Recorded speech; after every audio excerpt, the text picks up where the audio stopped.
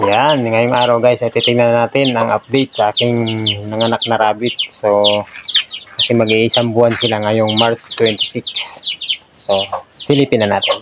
Let's go. So, ito na sila guys. Oh. Wala pa silang isang buwan pero malalaki na. Ayan, nasa labas na sila ng nilagay kong kids na kanilang inanak sa kanilang tulugan dati. So, ito na sila guys, oh. Mga tulog, oh. Ang ganda niyan guys.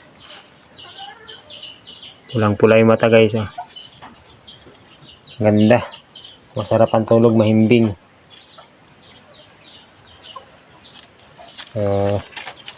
Mga tulog. Ito yung anim guys.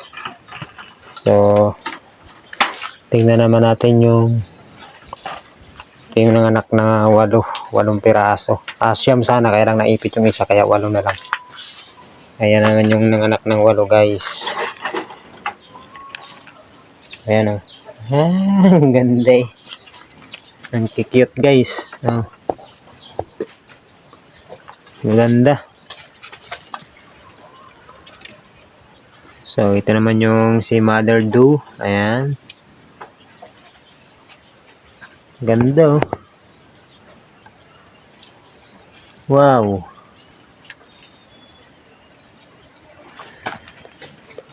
So, mawawala talaga yung pagod mo pag ganyang nakita mo guys. Ganyan yung resulta ng inyong inaalagang hayop. Napaka maganda at saka malulusog naman. So, dito may manok pa guys, oh. May manok na naglilimlim. Dalawa yan. Ayun to guys, paingisa. Yan yung mga masarap tinulahin guys, eh.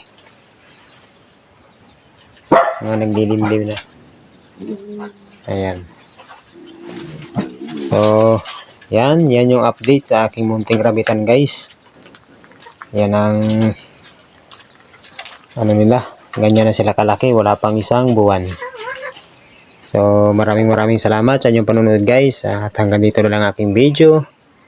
Ingat kayo lagi and God bless sa ating lahat.